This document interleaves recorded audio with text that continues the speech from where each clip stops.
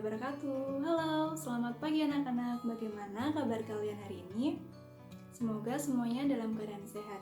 Baik, sebelum memulai pembelajaran pada hari ini, alangkah baiknya berdoa terlebih dahulu. Berdoa mulai. Berdoa selesai. Oke anak-anak, hari ini kita akan belajar bersama mengenai materi kelas 4, tema 1, indahnya kebersamaan, subtema 1, keberagaman budaya bangsaku, pembelajaran 1. Adapun tujuan pembelajaran pada hari ini yaitu 1, setelah membaca teks tentang keberagaman budaya, siswa mampu mengidentifikasi gagasan pokok dan gagasan pendukung di setiap paragraf dari teks tersebut dengan mandiri. 2. Setelah membaca teks tentang keberagaman budaya, siswa mampu menyajikan gagasan pokok dan gagasan pendukung di setiap paragraf dari teks tersebut dalam bentuk peta pikiran dengan tepat. 3. Setelah wawancara sederhana, siswa mampu menyebutkan keragaman budaya, etnis, dan agama dari teman-teman di kelas sebagai identitas bangsa Indonesia dengan lengkap. 4. Setelah eksplorasi, siswa mampu menjelaskan cara menghasilkan bunyi dari beragam benda di sekitar dengan lengkap. Oke anak-anak, setelah ini kalian bisa menyimak penjelasan dari Ibu melalui video berikut ini. Halo anak-anak semua, hari ini kita akan belajar bersama mengenai materi kelas 4 SD tema 1 indahnya kebersamaan, subtema 1 kebersamaan budaya bangsaku, pembelajaran 1. Indonesia terdiri atas beraneka ragam suku, bangsa, dan budaya. Namun, keberagaman tersebut tetap berada dalam satu wadah NKRI. Keberagaman tersebut merupakan anugerah dari Tuhan Yang Maha Esa dan wajib kita syukuri dan hargai. Selanjutnya, kita lanjutkan membaca teks Pawai Budaya halaman 1. Pawai Budaya. Pawai budaya sangat menarik bagi warga kampung Babakan. Pawai ini selalu menampilkan keragaman budaya Indonesia. Udin dan teman-teman tidak pernah bosan menanti rombongan pawai lewat. Tahun ini mereka datang ke alun-alun untuk melihat pawai tersebut. Kakek Udin pun terlihat sabar menanti. Terdengar suara gendang yang menandakan rombongan pawai semakin dekat. Nah, dari bacaan tadi, apa yang dibicarakan pada paragraf 1? Jadi, pada paragraf 1 ini membicarakan tentang pawai budaya sangat menarik bagi warga kampung Babakan. Setiap bacaan biasanya terdiri atas beberapa paragraf. Nah, setiap paragraf ini memiliki gagasan pokok yang didukung oleh gagasan pendukung. Gagasan pokok adalah ide utama yang dibahas dalam suatu bacaan. Dapat berupa kalimat inti atau berupa pokok paragraf. Sedangkan gagasan pendukung adalah uraian atau tambahan informasi untuk gagasan pokok.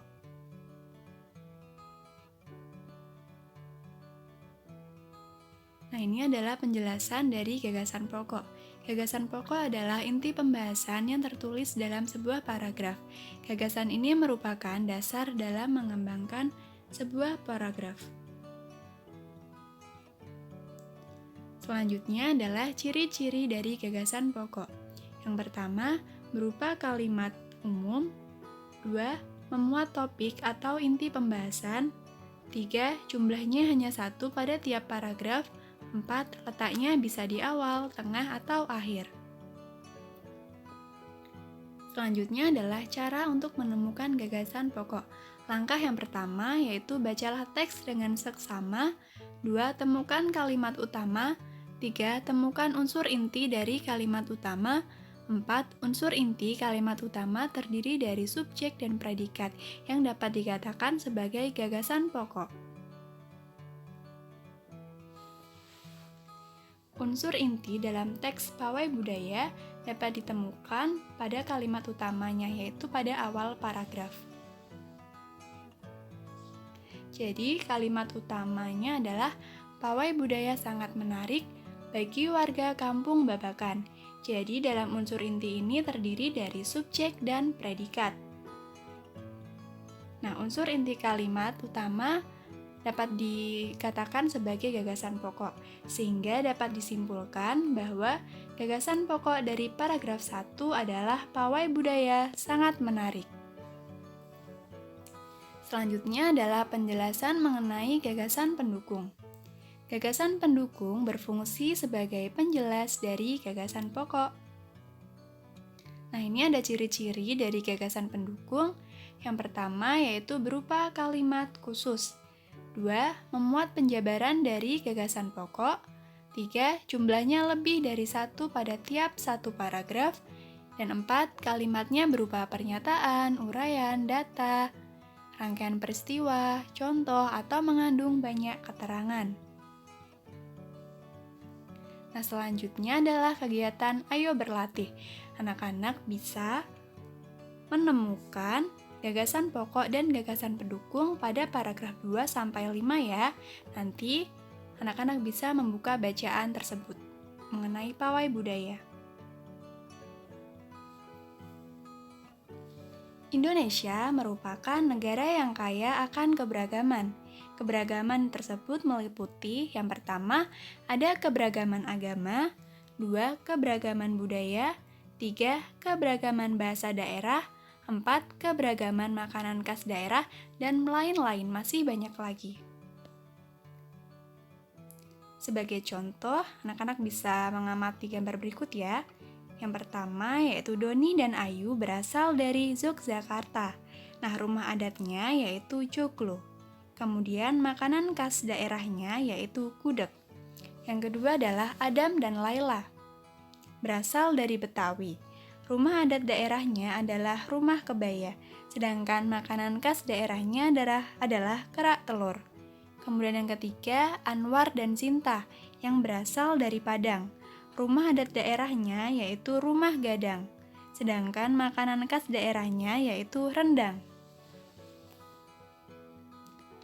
Selanjutnya, anak-anak bisa mencari tahu informasi tentang keberagaman suku bangsa di Indonesia dengan bertanya ke teman yang lain atau orang tua kalian ya.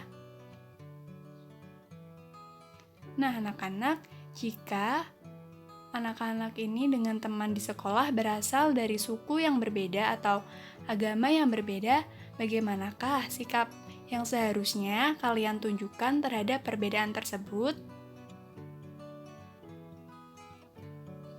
Nah, ini contoh sikap menghargai keberagaman antara lain. Yang pertama, berteman dengan siapa saja. Jadi, kalian ketika berteman itu jangan memilih-milih perbedaan ya. Yang kedua adalah menghormati orang lain yang berbeda keyakinan. 3. Senantiasa bertutur sopan dan berperilaku sopan. 4. Memberi apresiasi terhadap keberagaman. 5. Cintai keberagaman dan yakin akan mendapat banyak manfaat. Nah, dari keberagaman tersebut, kalian dapat mengetahui dan menambah wawasan kalian karena Indonesia memiliki banyak sekali keberagaman. Selain kaya akan budaya, tarian, makanan khas daerah, Indonesia juga kaya akan jenis-jenis alat musik. Berikut contoh beberapa alat musik di Indonesia. Yang pertama ada angklung. Angklung ini berasal dari Jawa Barat. Nah, angklung ini dapat dimainkan dengan cara digoyangkan. Yang kedua adalah saluang. Saluang ini berasal dari Sumatera Barat. Dapat dimainkan dengan cara ditiup. Yang ketiga adalah kendang. Dapat dimainkan dengan cara ditabuh. Kemudian yang keempat adalah tifa. Tifa ini berasal dari Papua. Dapat dimainkan dengan cara dipukul. Alat-alat musik yang digoyangkan, ditiup, dipukul, atau dipetik akan menghasilkan bunyi. Hal ini dikarenakan alat-alat musik tersebut menghasilkan getaran. Segala macam bentuk bunyi berasal dari benda yang bergetar. Getaran dari suatu benda akan mengakibatkan udara di sekitarnya bergetar. Getaran tersebut menimbulkan gelombang bunyi di udara dan benda-benda yang bergetar akan menghasilkan bunyi, disebut sebagai sumber bunyi. Jadi, getaran merupakan sumber bunyi. Nah, bunyi dapat merambat melalui apa saja ya? Jadi, bunyi dapat merambat melalui benda padat, cair, dan gas. Akan tetapi, bunyi tidak dapat merambat pada ruang hampa. Bagaimana cara menghasilkan bunyi yang lebih keras? Nah, begini caranya, yaitu dengan memperbanyak getaran dalam setiap detik. Jumlah getaran dalam 1 detik disebut dengan frekuensi. Apabila frekuensi bunyi semakin besar, maka suara yang dihasilkan semakin keras. Oke anak-anak, sekian video pembelajaran pada hari ini. Terima kasih.